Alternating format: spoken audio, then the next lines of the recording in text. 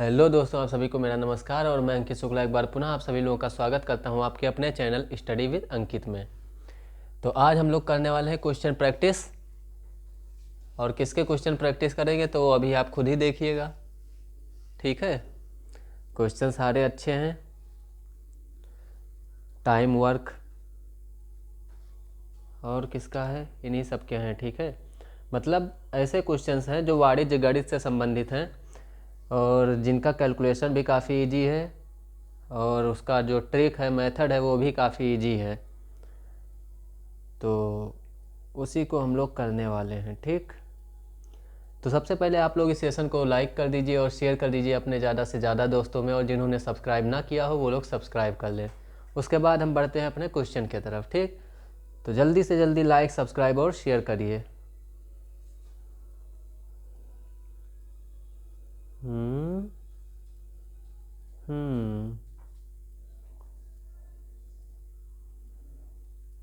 अच्छा,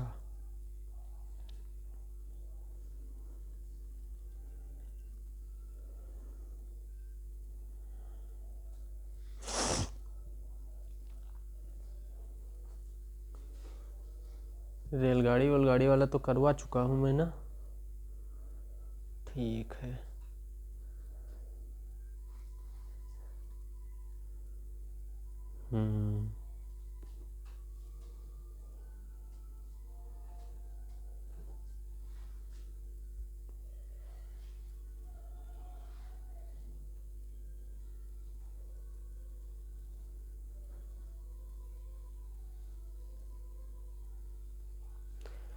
ठीक है, तो शुरू करें। शुरू ही करना है ना, अब और करना भी क्या है। तो देखिए, पहला क्वेश्चन ये रहा आपके स्क्रीन पर। क्वेश्चन नंबर 1 क्या है? साक्षी 12 किलोमीटर प्रति घंटा की चाल से 12 किलोमीटर प्रति घंटा की चाल से, घंटा को मैं आर लिखता हूँ, ठीक, किलोमीटर पर आर की चाल से अपनी साइकिल द्वारा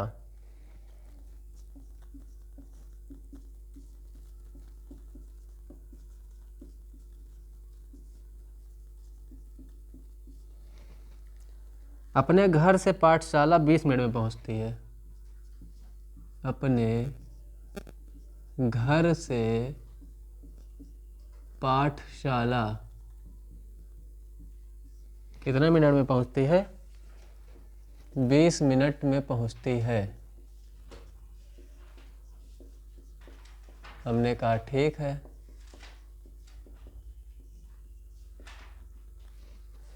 अब कह रहे हैं उसे 15 मिनट में पहुंचने के लिए किस चाल में साइकिल चलाना होगा? उसे 15 मिनट में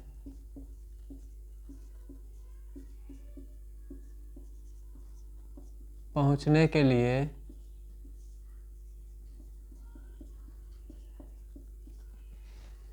किस चाल से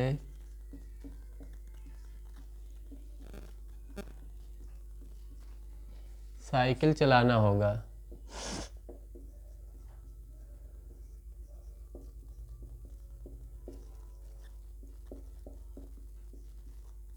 ये है सवाल आपका। ठीक, 12 किलोमीटर प्रति घंटा की चाल से जब चलाती है तो 20 मिनट में पहुंचती है, तो 15 मिनट में पहुंचने के लिए किस गति से चलाना होगा? ये है आपका सवाल। ठीक,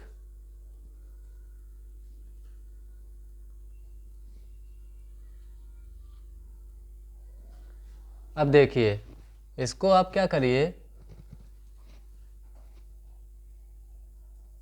सॉल्यूशन, इसको आप करिए समानुपात वाले से हल करिए। ठीक, समानुपात वाले से हल करेंगे तो आपका उत्तर जो है वो जल्दी से आएगा और आसानी से भी आएगा। तो इसको समानुपात वाले ट्रिक से आप हल करिए। तो ये क्या दे रखा है? ये आपका है चाल और ये आपका क्या है? जो समय है। ठीक, तो यहाँ पे हम लिखेंगे चाल और इधर हम लिखेंगे समय। और चाल जो है वो किस में है? किलोमीटर प्रति घंटा में है। ठीक, इतना समझ आ गया। अब देखिए जो चाल है वो कितना है, 12 किलोमीटर प्रति घंटा। तो जब 12 किलोमीटर प्रति घंटा चाल है तो इन्हें पहुंचने में कितना टाइम लगता है, तो इन्हें पहुंचने में लगता है 20 मिनट। 12 किलोमीटर प्रति घंटा की चाल से इन्हें लगता है पहुंचने में 20 मिनट। ठीक, अब पूछ रहे हैं 15 मिनट में पहुंचने के लिए किस चाल से साइकिल चलाना होगा।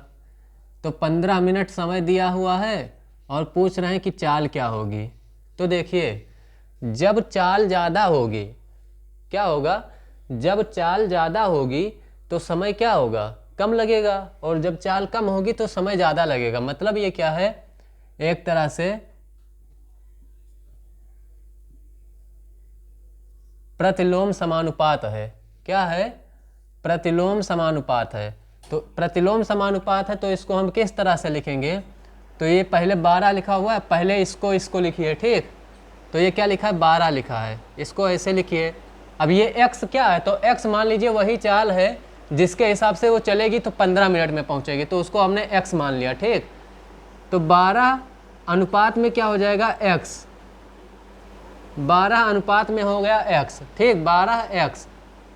अब जब ये चाल बढ़ रहा है, सॉरी जब ये चाल बढ़ रहा है तो क्या हो रहा है, टाइम जो है वो घट रहा है, और जब चाल को हम घटाएंगे तो टाइम क्या होगा, बढ़ेगा। इसीलिए इनका जो एरो है, इधर चाल बढ़ रहा है तो ये क्या हो रहा है, ये बढ़ रहा है। ठीक, इधर क्या होगा, समय घटेगा। जैसे जैसे चाल बढ़ेगा वैसे वैसे क्या होगा, समय घटेगा। प्रतिलोम होता है। प्रतिलोम कैसे होता है, जैसे मान लीजिए चाल बराबर क्या होता है, दूरी बटा समय होता है। क्या होता है, दूरी बटा समय होता है। तो चाल जो है वो दूरी के तो क्या है, अनुक्रम अनुपाती है। ठीक, इतना टफ वर्ड है, दूरी के क्या है, अनुक्रम अनुपाती है। कहने का मतलब क्या है कि डायरेक्टली प्रोपोर्शनल है। लेकिन ये जो समय है, समय के क्या है, व्युत्क्रमानुपाती है। क्या है, इनवर्सली प्रोपोर्शनल है। तो जो डायरेक्टली प्रोपोर्शनल होता है उसका क्या मतलब होता है कि जैसे चाल बढ़ेगी, जितनी चाल ज़्यादा होगी उतने हिसाब से क्या होगी, दूरी भी होगी। लेकिन जो ये होता है इनवर्सली प्रोपोर्शनल वाला, उसका क्या होता है, जो जैसे जितना ज़्यादा चाल होगा उतना ही कम हमको समय लगेगा। ठीक, तो क्या करेंगे हम, 12 लिखा हुआ है 12 लिख दिया, अनुपात में x लिखा हुआ है x लिख देंगे। इसको कैसे लिखेंगे, अब इसको लगाएंगे हम समानुपात। क्या लगाएंगे, समानुपात का चिन्ह। ठीक, फिर ये ऊपर से नीचे को लिखे हैं, इसको हम नीचे से ऊपर को लिखेंगे, तो ये 15 अनुपात में क्या हो जाएगा, 20 हो जाएगा। ठीक, अब इसका क्या होता है सूत्र, बाह्य पदों का गुणनफल बराबर मध्य पदों का गुणनफल। मतलब इसका जो गुणनफल होगा वो इन दोनों के गुणनफल के बराबर होगा। तो ये क्या हो जाएगा, 12 गुणे 20 बराबर x गुणे 15, यही तो होगा। तो x बराबर क्या हो जाएगा, 12 गुणे 20 पहले से लिखा है और इस 15 को भी हम इधर ले आएंगे तो हो जाएगा 15। ठीक, 5 तियाँ होता है 15 और 5 चौक होता है 20, 3 एकम होता है 3 और 3 चौक होता है 12। तो बचा कितना, 4 गुणे 4, और इस 4 को इस 4 से गुणा जब कर देंगे तो आ जाएगा कितना, 16। और ये 16 क्या होगा, मिनट होगा। ये 16 क्या होगा, मिनट होगा। ठीक, तो कहने का मतलब क्या है, कहने का मतलब बस इतना सा है, सॉरी 16 मिनट नहीं भाई, 16 ये चाल निकालना है ना, 16 किलोमीटर प्रति घंटा चाल होगा, 16 किलोमीटर प्रति घंटा। ठीक, तो जब 12 किलोमीटर प्रति घंटा की चाल से चल रही थी साक्षी, तो वो 20 मिनट में पहुंच रही थी, कहाँ, विद्यालय पहुंच रही थी ना, 20 मिनट में जहाँ भी यहाँ विद्यालय पहुंच रही थी, तो 20 मिनट में वो पाठशाला अपने पहुंच रही थी। अब पूछ रहा है 15 मिनट में पहुंचने के लिए उन्हें किस चाल से साइकिल अपनी चलानी पड़ेगी। तो 15 मिनट में पहुंचना है तो उसको मान लीजिए चाल को x है, तो x किलोमीटर प्रति घंटा के हिसाब से अगर चलेंगी तो 15 मिनट में पहुंचेंगी। तो इसको हम कैसे लिख देंगे, इस तरह से समानुपात में लिख देंगे, 12 अनुपात x समानुपात 15 अनुपात 20। ठीक, उसके बाद में क्या हो जाएगा, बाह्य पदों का गुणनफल बराबर मध्य पदों का गुणनफल होता है। मतलब इसका दोनों का गुणनफल इसके और इसके गुणनफल के बराबर होगा। हमने वही कर दिया। और उसके बाद में x हमें निकालना था, तो इसको 15 को हम इधर उठा के फेंक दिए, ये आ गया इधर भाग में, और x का मान निकल आया 4 × 4 = 16। और वही 16 किलोमीटर प्रति घंटा क्या है, चाल है, जिस चाल से कितने मिनट में पहुंचेंगी, 15 मिनट में वो पाठशाला पहुंचेगी। ठीक,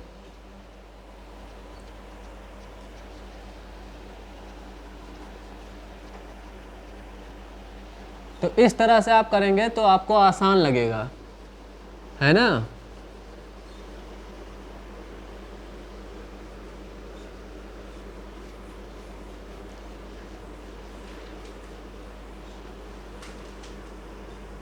वैसे पहले आप क्या करते, पहले दूरी निकालते विद्यालय की, उसके बाद में फिर जब दूरी पता चल जाती तब फिर उसमें दूसरे वाले में रखते और उससे निकालते कि कितना हमको चाल, मतलब क्या चाल होगी। और उसके लिए भी आपको मिनट को कन्वर्ट करना पड़ता घंटा में, तो वो लंबा हो जाता। ठीक, और इस तरह से जब आप करेंगे तो इस तरह से शॉर्ट में आ जाएगा। आज पूरा क्वेश्चन इसी मेथड से है, जितने भी क्वेश्चन हैं आज वो सबके सब क्या हैं, इसी मेथड से हैं। अगला सवाल देखते हैं क्या है। अगला सवाल है 48 किलोमीटर प्रति घंटा की चाल से 48 किलोमीटर प्रति घंटा की चाल से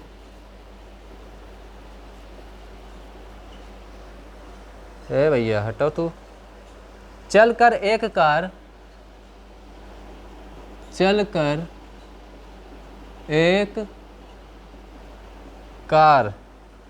किसी दूरी को 10 घंटे में तय करती है। किसी दूरी को 10 घंटे में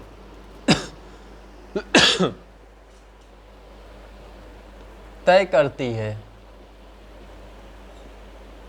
हमने कहा हाँ ठीक है, तय करती है। उसी दूरी को मात्र 8 घंटे में तय करने के लिए कार की चाल क्या होगी। उसी दूरी को मात्र 8 घंटे में, बिल्कुल पिछले वाले क्वेश्चन की तरह ही है, तय करने के लिए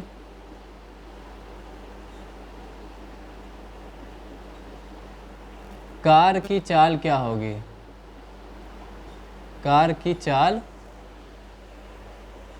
क्या होगी,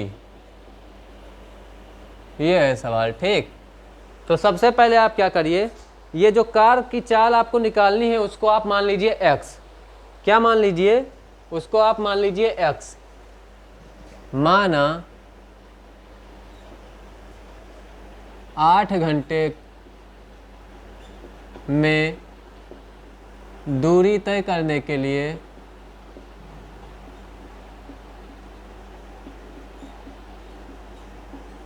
कार की चाल बराबर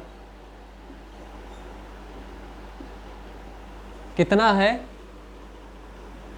x किलोमीटर प्रति घंटा। ठीक, कितना है, x किलोमीटर प्रति घंटा। अब क्या हो जाएगा आपका, अब देखिए इधर फिर से वही आएगा, चाल हो जाएगा वो भी किलोमीटर प्रति घंटा में, और इधर आपका क्या हो जाएगा, समय हो जाएगा, जितना समय उसको लग रहा है। ठीक, चाल कितना है, पहले 48 किलोमीटर प्रति घंटा है, आपने यहाँ लिखा 48। जब 48 किलोमीटर प्रति घंटा की चाल से चल रही है कार, तो उसको कितना समय लग रहा है पहुँचने में, 10 घंटे। कितना लग रहा है, 48 के हिसाब से चल रही है तो 10 घंटे लग रहा है। हमने कहा हाँ ठीक है। अब कह रहा है दूरी वही है, ठीक, दूरी वही है, कह रहा है 8 घंटे में पहुंचना है, तो कितना लगेगा तो चाल कितनी होगी। तो 8 घंटे के लिए हमने चाल क्या माना, x माना है, तो x किलोमीटर प्रति घंटा के हिसाब से चलेगी तो कितना लगेगा समय, 8 घंटे। जैसे जैसे चाल बढ़ेगी वैसे वैसे क्या होगा, समय कम होगा। ठीक, जैसे जैसे समय बढ़ेगा वैसे वैसे चाल कम होगी। ठीक, तो ये भी बन गया क्या, वही प्रतिलोम समानुपात। ठीक, ये भी वही प्रतिलोम समानुपात बना। तो ये इसमें भी वही करेंगे हम, 48:x, ये ऊपर से नीचे लिखेंगे चाल को और समय को नीचे से ऊपर की तरफ लिखेंगे। तो 48:x प्रतिलोम समानुपात वाले में ये क्या होता है, एरो एक नीचे की तरफ होता है एक ऊपर की तरफ, लेकिन अनुलोम वाले में क्या होता है, जो डायरेक्टली प्रोपोर्शनल वाले होते हैं उसमें क्या होता है, दोनों ऊपर की तरफ होते हैं। ठीक, नीचे नहीं होता है। तो 48:x हो गया आपका। इधर नीचे से ऊपर को लिखेंगे, समानुपात में 8:10 हो गया। हो गया कि नहीं हो गया। अब फिर वही हो जाएगा, बाह्य पदों का गुणनफल बराबर मध्य पदों का गुणनफल होगा। तो 48 × 10 बराबर x × 8 हो गया आपका। निकालना है आपको x का मान, तो x को इधर ही रखिए, 8 को इधर भेज दीजिए, तो 48 × 10/8 हो जाएगा। बराबर में आपका इधर है x।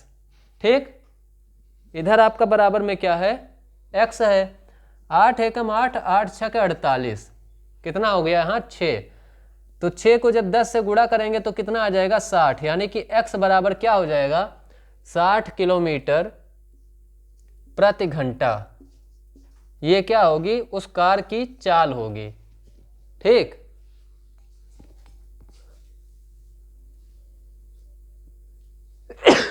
सॉरी। तो 60 किलोमीटर प्रति घंटा के हिसाब से जब वो चलेगी, तो जहां वहां उसको 10 घंटे लगा था पहुंचने में, वहां पे वो 8 घंटे में पहुंच जाएगी।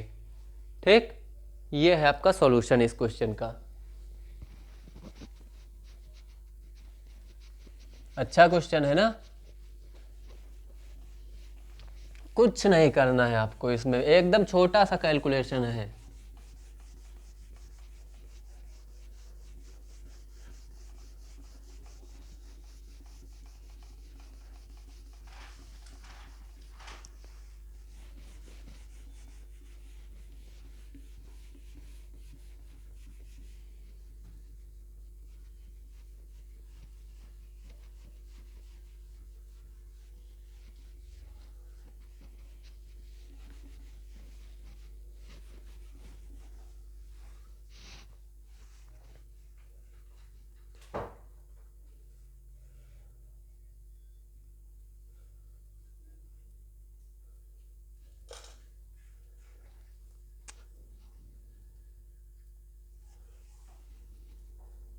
अगला क्वेश्चन देखते हैं।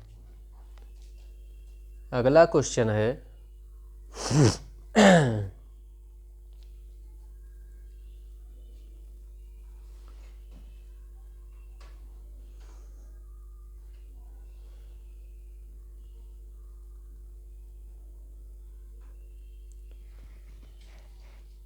Question number 3। क्या है, सुनीता प्रतिदिन 4 घंटे बुनाई करके, सुनीता प्रतिदिन 4 घंटे बुनाई करके 8 दिन में एक स्वेटर, 8 दिन में एक स्वेटर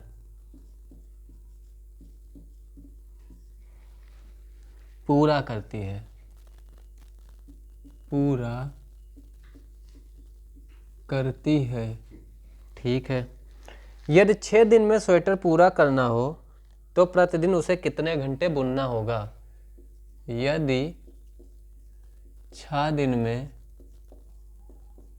उसे स्वेटर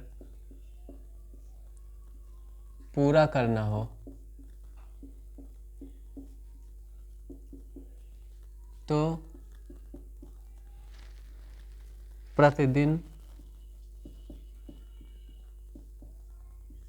उसे कितने घंटे बुनना होगा। ये है सवाल। ठीक, तो हम सबसे पहले क्या मानेंगे, 6 घंटे में उसे 6 दिन में उसे स्वेटर पूरा करना हो तो मान लो प्रतिदिन कितने घंटे बुनती है, x घंटे बुनती है। ठीक, 6 दिन में अगर उसे पूरा करना है तो मान लेते हैं प्रतिदिन वो कितने घंटे बुनती है, तो x घंटे वो प्रतिदिन बुनती है, अगर 6 दिन में उसे पूरा करना है। ठीक, ये हम मान लेंगे। उसके बाद फिर हम क्या लिखेंगे, जो हमें दिया हुआ है, तो यहाँ पे लिखेंगे, क्या लिखेंगे, समय प्रतिदिन, और यहाँ पर क्या लिखेंगे हम, जितने दिन में वो पूरा हो जा रहा है, तो कार्य खत्म होने का दिन, कार्य पूरा होने में लगा समय या लगा दिन। ठीक, अब देखिए कितने दिन समय अगर वो घंटे बुनती है प्रतिदिन, तो 4 घंटे अगर वो प्रतिदिन बुनती है तो 8 दिन में उसका स्वेटर पूरा होता है। ठीक, तो सबसे पहले क्या लिखेंगे, 4 घंटे प्रतिदिन, क्या हो गया, 4 घंटे प्रतिदिन अगर वो बुनेगी तो उसका कितने दिन में पूरा होगा, 8 दिन में पूरा होगा। कितने दिन में, 8 दिन में।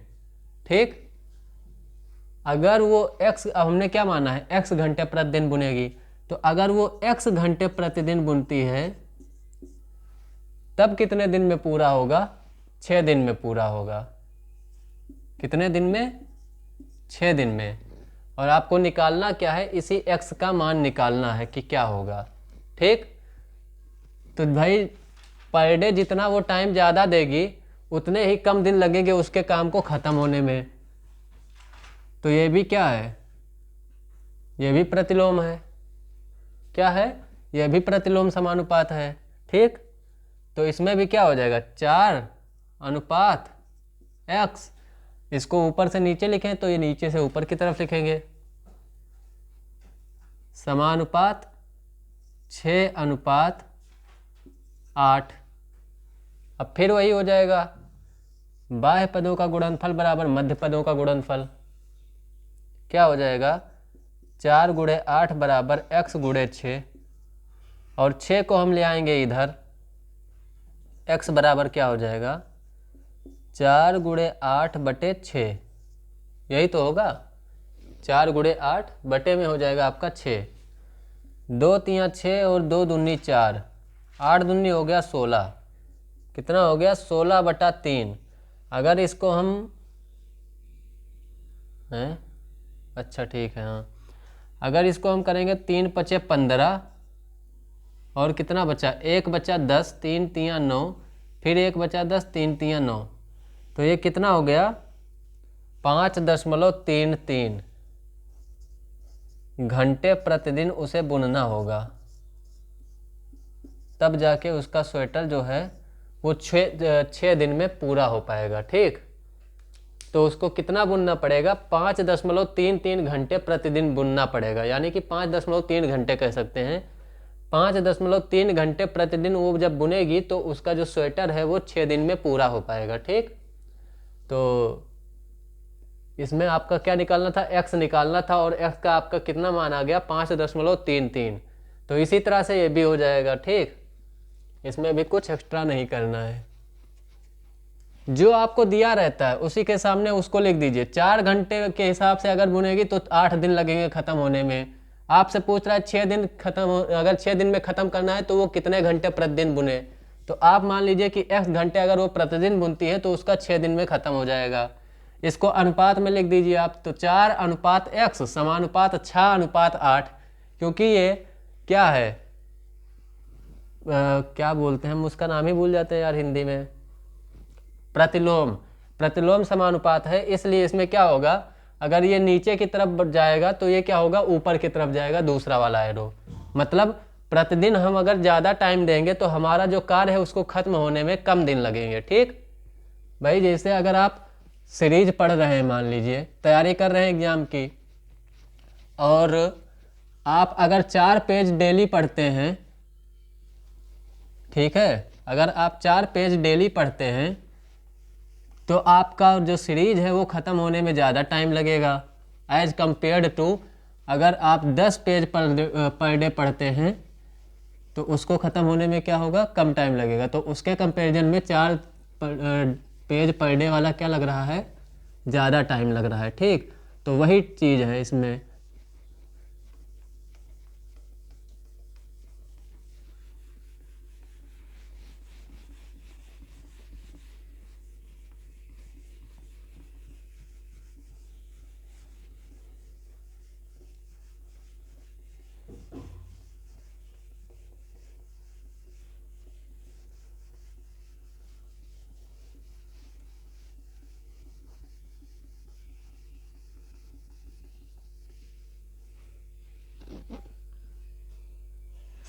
अभिनव याका थोड़े भिगो दियो यार, एक साइड के खाली।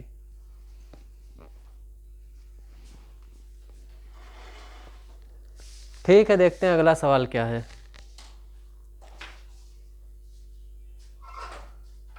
छह मजदूर एक कमरा 7 दिन में बना सकते हैं। क्वेश्चन है 6 मजदूर एक कमरा 7 दिन में, 7 दिन है, हाँ 7 दिन में बना सकते हैं।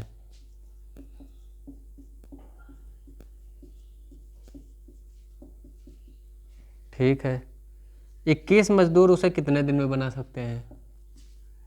21 मजदूर उसे कितने दिन में बना सकते हैं?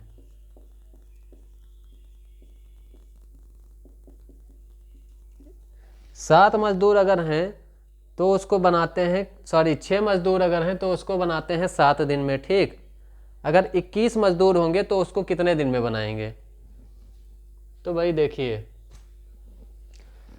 जितने ज़्यादा मजदूर होंगे उतना ही कम टाइम लगेगा, है ना। मजदूर की संख्या जितनी ज़्यादा होगी उतना ही समय क्या लगेगा, हमको कम लगेगा। तो यहाँ पे हम लिखेंगे मजदूरों की संख्या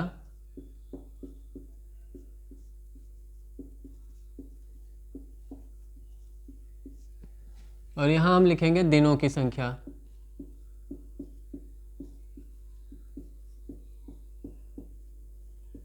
ठीक, जब 6 मजदूर मिलकर काम को करते हैं तो उन्हें लगता है 7 दिन, यानी कि 6 दिन में जब वो कमरा 6 लोग मिलकर जब कमरा बनाते हैं तो उन्हें लगता है 7 दिन। तो मजदूरों की संख्या कितनी है, 6 है, तो इनको कितना समय लग रहा है, 7 दिन लग रहा है। ठीक, अब 21 मजदूर जब मिलेंगे यानी कि 21 लोग एक साथ मिलकर जब काम करेंगे तो उन्हें कितना दिन लगेगा? तो मान लेते हैं उनको लगेगा कितना, x दिन लगेगा। ठीक, तो ये फिर क्या हो जाएगा, मजदूर की संख्या अगर बढ़ेगी तो समय क्या होगा, कम लगेगा, और अगर दिनों की संख्या बढ़ेगी तो इसका मतलब क्या है कि मजदूर कम काम कर रहे हैं। ठीक, तो इसका भी वही हो जाएगा, 6:21 समानुपात में क्या आ जाएगा आपका, x अनुपात में 7। यानी कि मजदूरों की संख्या वाला अगर हम ऊपर से नीचे की तरफ लिख रहे हैं तो दिनों की संख्या वाला हम क्या करेंगे, नीचे से ऊपर की तरफ लिखेंगे। ठीक, अब क्या हो जाएगा आपका, फिर वही जो हमेशा से करते आए हैं, 6 गुणे में 7 बराबर 21 गुणे में x, 6 सत्ते हो रहा है 42 आपका, बटे में ये क्या हो जाएगा, 21 हो जाएगा, इधर आ जाएगा, और बराबर में है आपका x, 21 एकम 21 और 21 दूना 42, तो x बराबर कितना आ गया, 2 आ गया, यानी कि 2 दिन। x बराबर कितना आया, 2 दिन। मतलब क्या है कि 6 लोग मिलकर काम कर रहे हैं तो 7 दिन लग रहा है। ठीक, और अगर 21 लोग मिलकर काम करेंगे तो उन्हें केवल और केवल 2 दिन लगेगा इस काम को ख़त्म करने में, इस कमरे को बनाने में। समझ गए?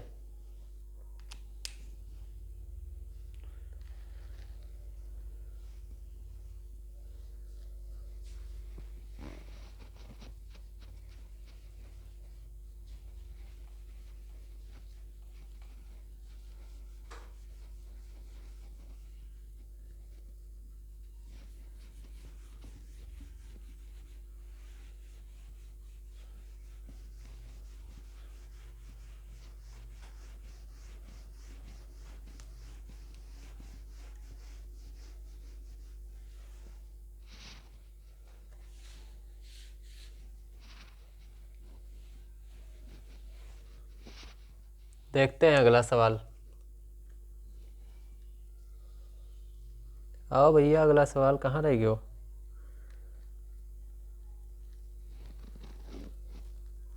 अगला सवाल है 45 आदमी एक काम को 27 दिन में पूरा करते हैं। फिर वैसे ही है, बिल्कुल वैसे है, सवाल मैं लिखूंगा नहीं। क्या है? 45 आदमी, यानी कि आदमी कितने हैं? 45 हैं। और दिन कितने लग रहे हैं? ऐसे ही लिखूंगा, ठीक। जब आदमियों की संख्या कितनी है? 45 है। कितने आदमी हैं? 45 आदमी हैं। तो काम खत्म होने में कितना समय लग रहा है? 27 दिन लग रहा है। कितना? 27 दिन।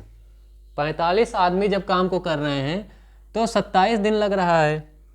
अब पूछ रहा है कि आदमी अगर 81 हो जाए, सॉरी 81 हो जाए, आदमियों की संख्या अगर बढ़ के 81 हो जाए तो काम वही रहेगा, ठीक। उसी काम को करने में कितने दिन लगेंगे?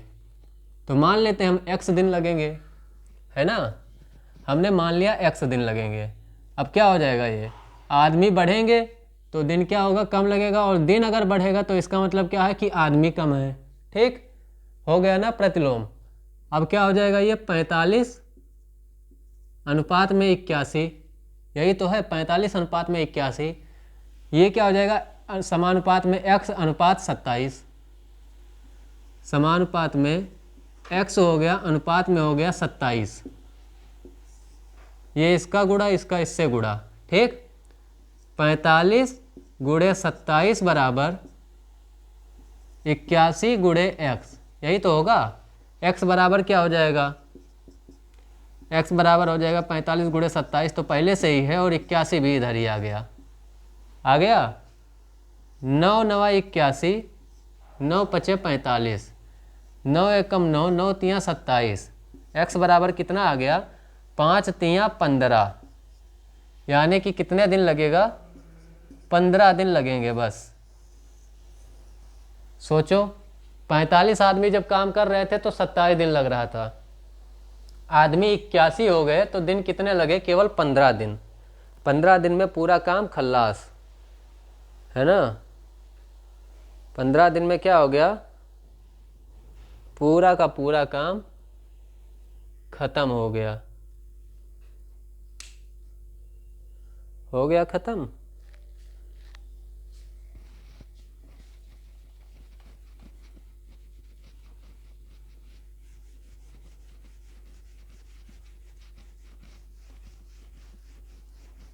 इस तरह के अनुपात वाले में से एक आ जाता है, तो इसलिए इसको थोड़ा ध्यान से देखिएगा, ठीक। करना कुछ नहीं है, इससे इजी कैलकुलेशन किसी चीज़ का नहीं है, ठीक है।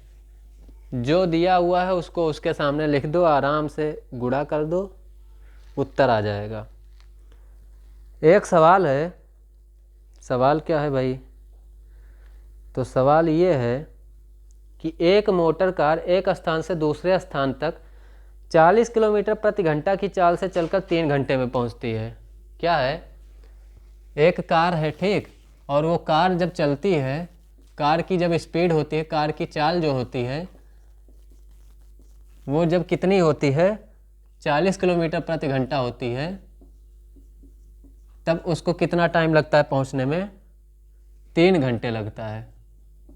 कितना लगता है? 3 घंटे लगता है। पूछ रहा है कि यदि वह 30 किलोमीटर प्रति घंटा की चाल से चले, अगर यही चाल इसकी कितनी हो जाए? 30 किलोमीटर प्रति घंटा हो जाए, तो इसको पहुंचने में कितना टाइम लगेगा? ये पूछ रहा है। तो मान लेते हैं हम x टाइम लगेगा। कितना टाइम लगेगा? x टाइम लगेगा। तो जैसे अब इसको अगर हम लिखेंगे तो क्या लिखेंगे? इसे लिखेंगे चाल किलोमीटर प्रति घंटा में, और ये क्या है? समय है आपका घंटा में, यही तो है कि नहीं है? चाल आपकी क्या दी हुई है? 40 दी हुई है। कितनी दी है? 40। 40 किलोमीटर के हिसाब से जब चल रही है तो वो कितना टाइम ले रही है? 3 घंटा। अगर 30 किलोमीटर प्रति घंटा की चाल से चलेगी तो कितना टाइम लेगी? x घंटा। अगर हम स्पीड घटाएंगे तो क्या होगा? ये समय बढ़ेगा, और अगर समय घटाएंगे तो क्या होगा? इसका मतलब स्पीड ज़्यादा है, ठीक। समझ गए? ये क्या हो जाएगा आपका? 40 अनुपात में आ जाएगा 30, समानुपात में उसको नीचे से ऊपर की तरफ लिख देंगे x अनुपात में 3। कोई दिक्कत? ये हो जाएगा 30 गुणे x और ये हो गया 40 गुणे 3। तो 40 गुणे 3 बराबर 30 गुणे x। x बराबर हो गया आपका 40 गुणे 3 बटे में हो गया 30। ये 0 इससे कट गया, 3 3 से कट गया।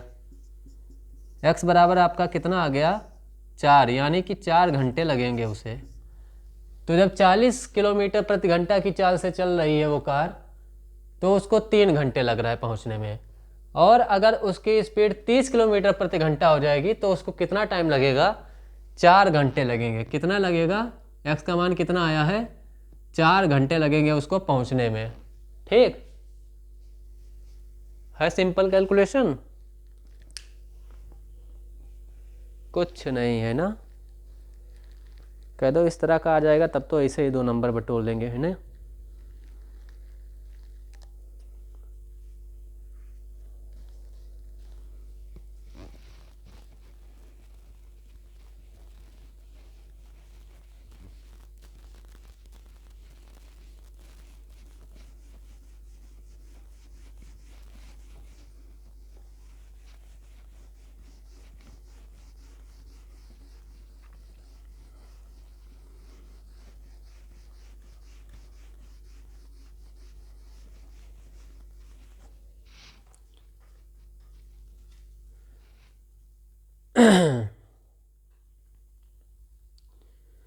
देखिएगा सवाल, क्वेश्चन है आपके सामने।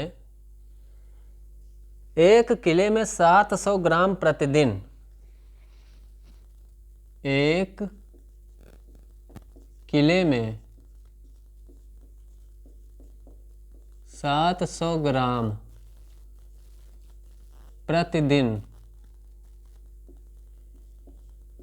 ठीक, प्रति सिपाही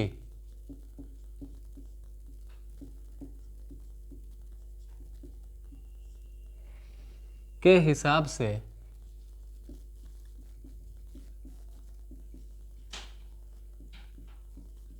42 दिन का भोजन है।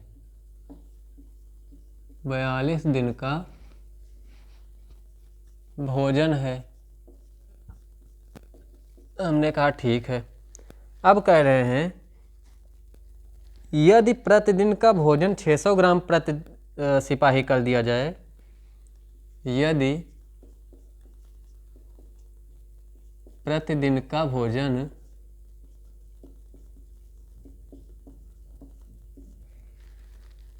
600 ग्राम प्रति सिपाही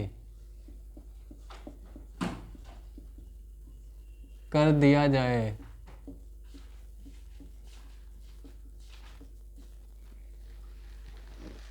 तो भोजन कितने दिनों के लिए पर्याप्त होगा?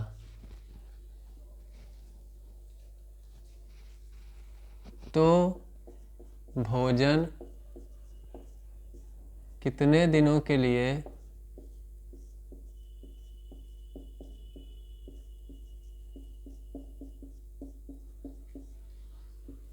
पर्याप्त होगा?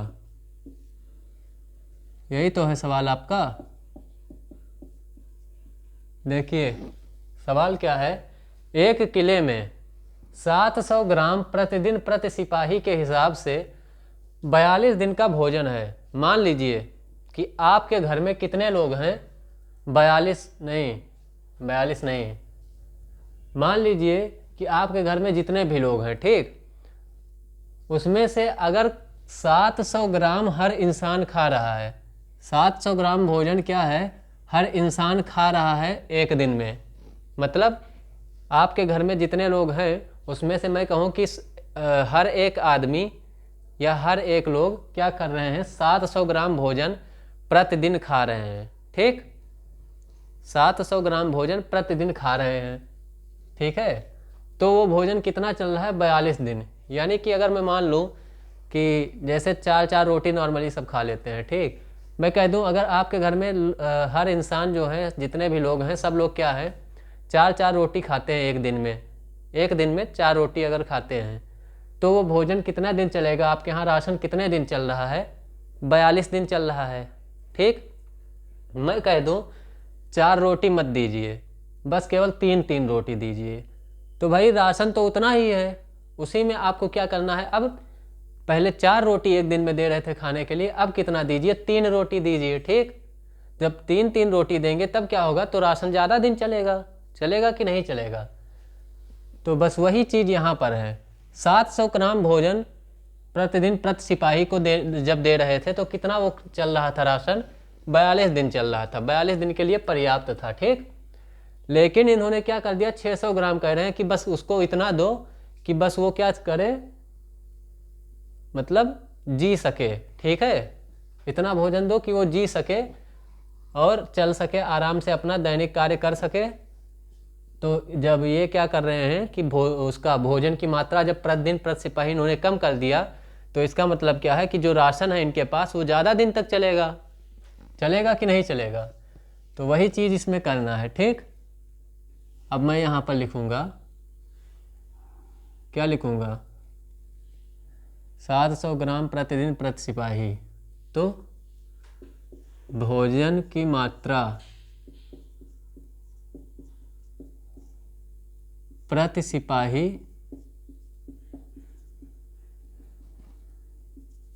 प्रतिदिन।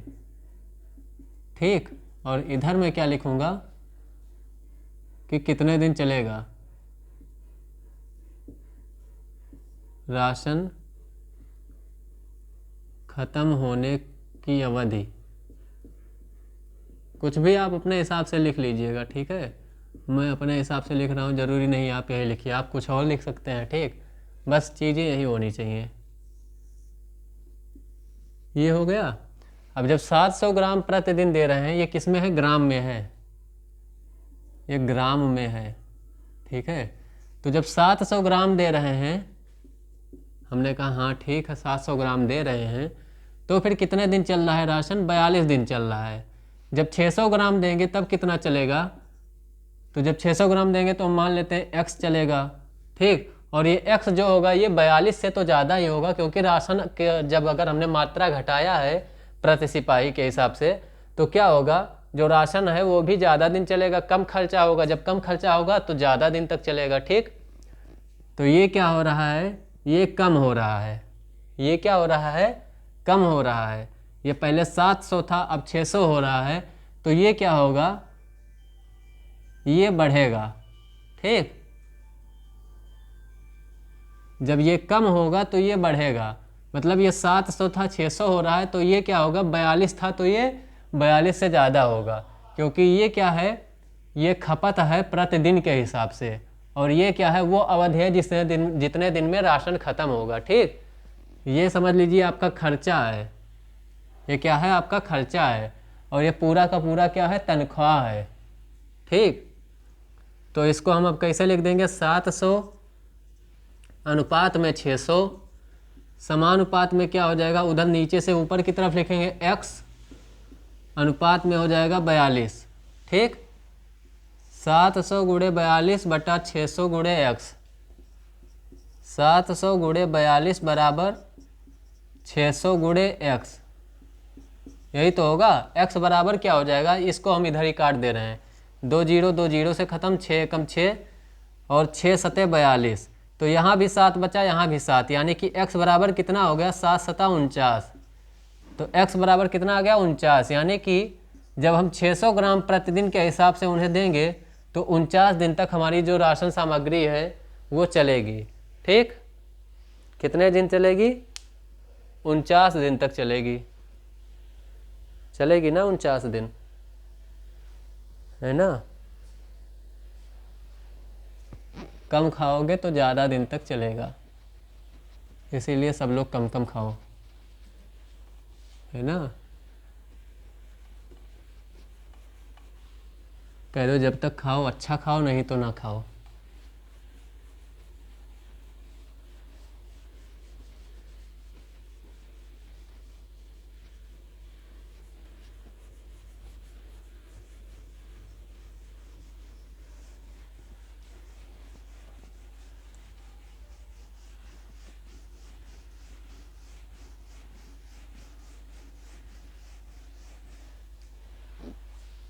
हम्म।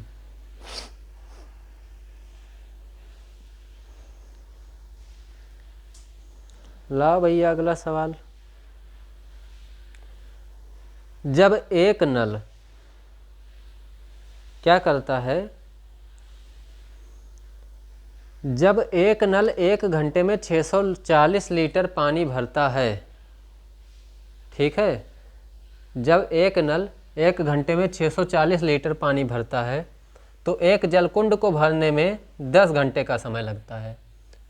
ठीक है, जब 640 लीटर पानी भरता है एक नल तो जलकुंड को भरने में कितना समय लगता है? 10 घंटे।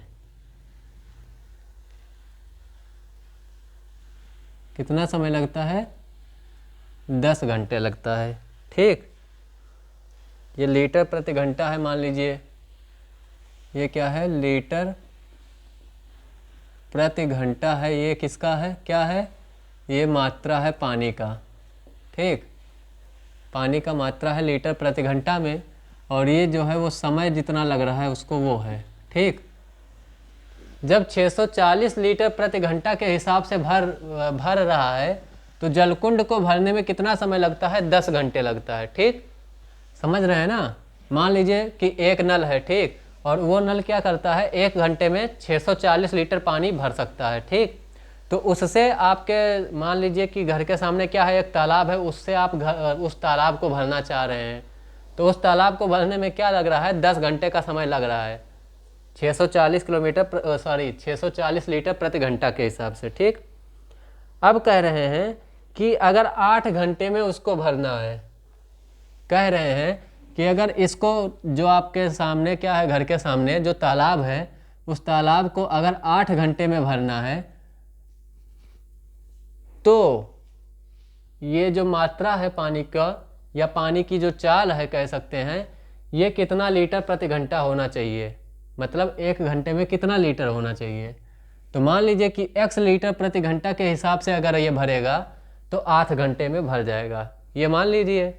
और उसके बाद में फिर वही लगा दीजिए आप जो हमेशा से लगाते आए हैं, तो क्या हो जाएगा? 640 अनुपात में x समानुपात में 8 अनुपात में 10, इसका इससे गुणा, इसका इससे गुणा, 640 गुणे में 10 बराबर x गुणे में 8। इसको इधर ही काट दीजिए, क्या करने के लिए पक्षांतर करें? 8 अठाई 64 और ये आ गया 0, 8 अठे 64 और 0 80, तो x बराबर कितना आ गया आपका? 8 80 गुणे 10 यानी कि 800। यानी कि अगर वो नल 800 लीटर प्रति घंटा के हिसाब से भरे, कितना भरे? 800 लीटर प्रति घंटा के हिसाब से भरे, तो वो तालाब जो है वो आप भर सकते हैं कितने देर में? 8 घंटे में, है ना? जलकुंड लिखा था, तालाब नहीं है। तालाब तो हमने ऐसे ही उदाहरण में बता दिया।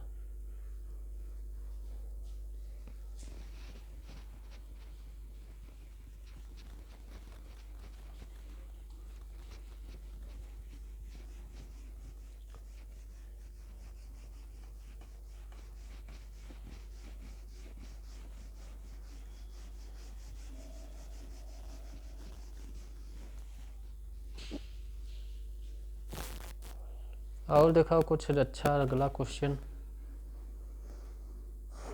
सब ऐसे ही है। अब क्या है? कह रहे हैं ये भी वैसे ही है, बिल्कुल वैसे है, कुछ अलग है ही नहीं,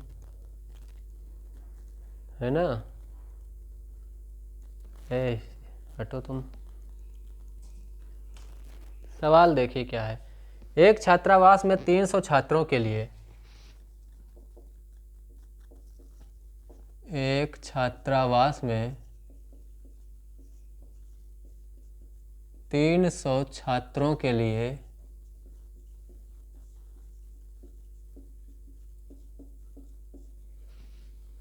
15 दिनों की राशन सामग्री उपलब्ध है। 15 दिनों की राशन सामग्री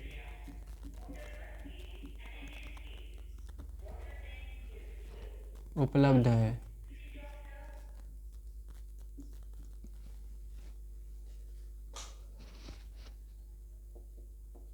अब कह रहे हैं यदि अवकाश के कारण 200 छात्र बाहर चले जाएं, यदि अवकाश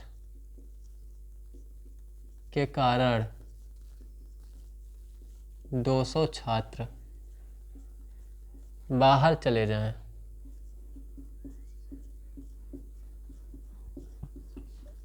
200 छात्र बाहर चले जाएं, तो वह सामग्री कितने दिन तक चलेगी?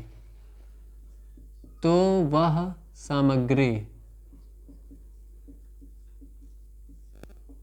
कितने दिन तक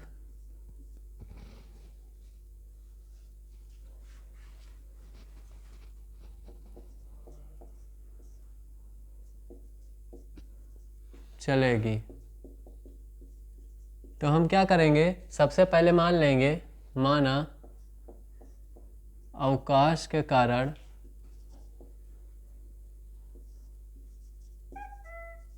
हैं 200 छात्रों के बाहर जाने के पश्चात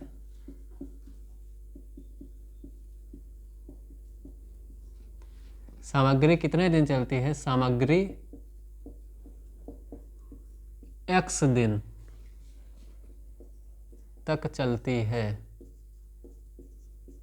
हमने क्या माना है? देखिए, हमने मान लिया है कि जब अवकाश हो जाता है तो अवकाश के कारण 200 छात्रों के बाहर जाने के पश्चात सामग्री x दिन चलती है। ये हमने मान लिया। कितने दिन चलती है? x दिन चलती है। अब यहाँ हम क्या लिखेंगे? छात्रों की संख्या, ठीक। और यहाँ हम क्या लिखेंगे?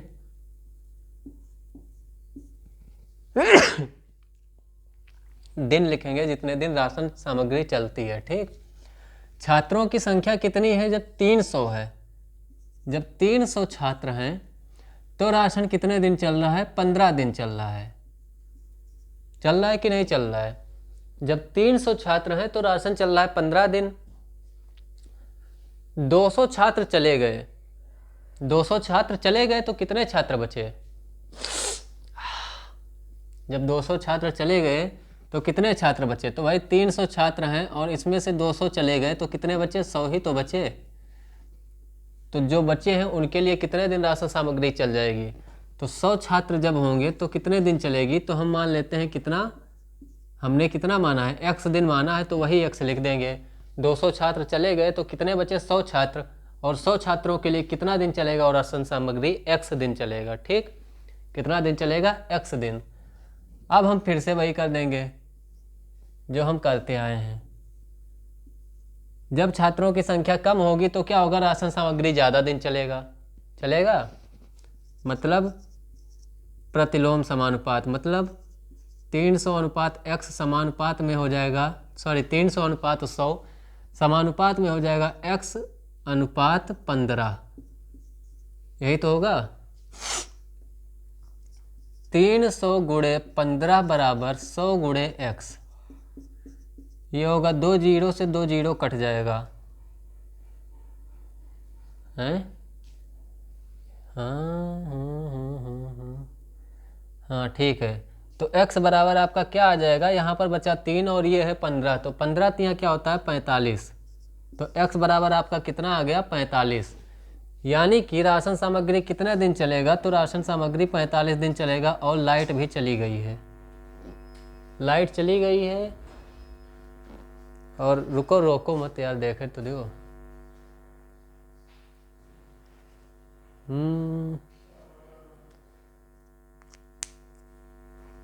चलिए ठीक है, क्वेश्चन तो हो ही गए हैं, मतलब भर के आए। और लाइट जाने की वजह से ये क्लास रोकना पड़ेगा। वैसे भी 55 मिनट का क्लास तो हो ही गया है, ठीक। तो इस तरह के क्वेश्चन अगर मेरे पास और बचते हैं तो मैं भेज दूंगा, ठीक है। इसी तरह हिसाब से लगेगा तो मैं जो क्वेश्चन बचे हुए हैं उसको मैं आप लोगों को सेंड कर दूंगा और आप लोग इसका क्या कर लीजिएगा, प्रैक्टिस कर लीजिएगा, लगा लीजिएगा, ठीक। और बाकी अगर कोई दिक्कत होती है, कोई क्वेश्चन फंसता है तो आप मुझसे पूछ लीजिएगा, मैं आपको बता दूंगा, ठीक है। तो अगर अभी तक आप लोगों ने इस सेशन को लाइक नहीं किया है तो एक बार लाइक कर दीजिएगा फिर से, और शेयर कर दीजिएगा एक बार, और जिन्होंने सब्सक्राइब नहीं किया है वो लोग सब्सक्राइब कर देंगे, ठीक। बाकी कल मिलते हैं। इसी चैप्टर का कल एक आखिरी क्लास होगा जिसमें कुछ क्वेश्चंस होंगे मिक्सअप थोड़े, एक आयु वाले होंगे और एक दो तरीके के और होंगे, ठीक है। नंबर्स वाले होंगे और कौन से होंगे, कोड वोड वाले हो जाएंगे। तो इस तरह से मैं क्वेश्चन थोड़े से 2-3 टाइप के मिक्सअप करा दूंगा कल, ठीक। तो कल इससे रिलेटेड आखिरी क्लास होगा, उसके बाद मैं पढ़ाऊंगा सर्वांग समता वाला, उसके क्वेश्चन प्रैक्टिस कराऊंगा, ठीक है। तो ठीक है, फिर आज की क्लास को यहीं ख़त्म करते हैं। मिलते हैं अगले क्लास में अगले टॉपिक के साथ, अगले क्वेश्चंस के साथ। तब तक के लिए बाय बाय, नमस्कार, टाटा, जय हिंद।